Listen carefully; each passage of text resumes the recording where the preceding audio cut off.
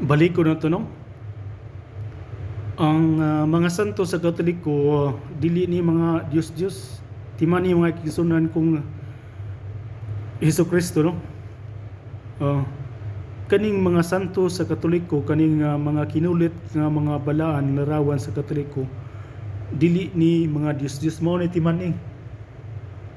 Kay kung maghiskot og mga kinulit, naagi na mabasa sa karaang kasabutan diya sa Exodus 20 versikulo 19 ngadto sa Exodus 25 19 ngadto sa 20 o Ezekiel 41 versikulo 19 20 ngadto sa pataas o sa Numeros 21 versikulo 8. Kaning mga bersikulo o napay daghan mga bersikulo diya sa Biblia sa karang kasabutan nga nagisgot nga nagsugod diya ang Ginoo paghimog mga kinulit nga larawan. Lahi kini sa napulo sa napulo kasugo nga istrikto kay Ginoo pag dili paghimog larawan, kay ang gipasabot niya adto kani mga Israelita mga gahe gulo na sa himog larawan kay bawo sila nga nanay Dios nga naghimo nila, nanay Dios nga nagluwas nila gikan sa mga pagpanglutos sa mga paraon, no? Di na pila ka tuig naganto sila kay gidawog-daog nga nasayad ang Ginoo nga sa ilang mga giantos mao giluwas sila og naka-experience daw og grabing milagro. Tabok sila sa dagat na natunga gyud ang dagat og pila gud ka mga nasod lang giagyan og ilang gipildi kay ang Ginoo mag-una man kanunay kanila. Kay sa 1 Korinto kapitulo 10 versikulo 4 katong bato nga nagsunod sa Israel mao to si Kristo. So therefore atong conclude nga katong Ginoo nga nagsunod kanunay naguna sa mga Israelita sa diin sila mo agi sila padung sa yuta nga gisaad sa Ginoo, mao ko to si Kristo. Mao to nakig-uban kanila, nakigbatok sa mga Pilistihanon, mga Hibuhisa, di o kalito Hibuhisanon, o uban pa mga nasod, no? Nga ilang gipildi. Sila gamay ra kayo, pero nagkadaog sila kay ang Ginoo naguban kanila. Mauna nga taliwala sa mga nahimo sa Ginoo, simba gyapon Dios mao to ang Ginoo naghimo na gyud og kasuguan nga istrikto kayo nga ipatuman. Ug kaning kasuguan na walay na amendments nga nahitabo bisan sa bara bag-ong kasabutan, ang Ginoo wa maghisgot gyud nga kanang ayaw paghimog mga larawan.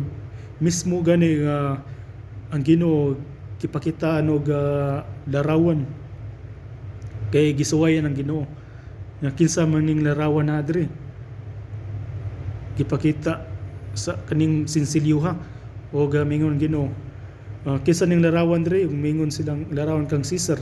So ihatag ang Caesar para kang Caesar, gihatag sa Dios para sa Dios. So liman ka na. So nang panahon na nanagya kaning kwarta nakulit, no, na napatik ug ang Ginoo wala gyud magidili, wa gyud masuko nga naay mga kinulit nga larawan. Kay kung nahitabo pa nga tong larawan na gisimba, sigurado masuko gyud ang Ginoo. Kay gusto niya way lain nga Dios, siya lamang ang alagaran. So mao na ang Katoliko, mga larawan takdo gyud kay sa karaang kasabutan. Mao to kato si Sabadista. Ako sa gipangutan ng basahay ko sa karaang kasuguan nga mga larawan sa mga santos giisip nga Dios wa gyud siya katubag o yang inigar pagayo yang gisupa ko tungod sa kataas sa iyang garbo. Iya gyud gi kuha niyang kaugalingon nga di gyud sa mapildi.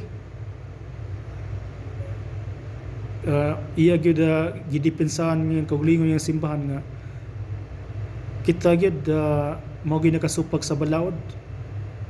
Kasupak man nga klaro man kay nasugo sa Ginoo. Kita ay nakatuman, sila wa sila katuman. Nya akong gipangutana, ningon siya nga basay ko nga mismo ang pangalang Katoliko mo gisugo sa Ginoo paghimog mga larawan, mga kinulit. Ako sa gingnan nga way mabasa litra por litra. Kung gusto kag litra por litra, way mabasa nga pulong Katoliko gisugo sa Ginoo paghimog mga larawan. Pero balihon ti kag pangutana, nabay mabasa sa karang kasabutan litra por litra nga kamo Sabadista gisugo sa Ginoo tumano nang napo kasugo didto wa siya katubag kay wa magid Sabadista Seventh-day Adventist litra por litra nga gingnan sila sa Ginoo nga tumanang na po kasugo. So wa man sa katuman, so di sa angay nga mo istorya na to, muhukom na to nga muhimog mga larawan kay ang mga larawan gisugo na sa Ginoo. Pero way mabasa Katoliko litra por litra. Pero kung naasi mabasa Seventh-day Adventist nga litra por litra nga gisugo sa Ginoo, tablam pero wa man siya mabasa. Ug mao na kay mga kaigsunan no, kay taas na kaya itong video basig di na ma-upload.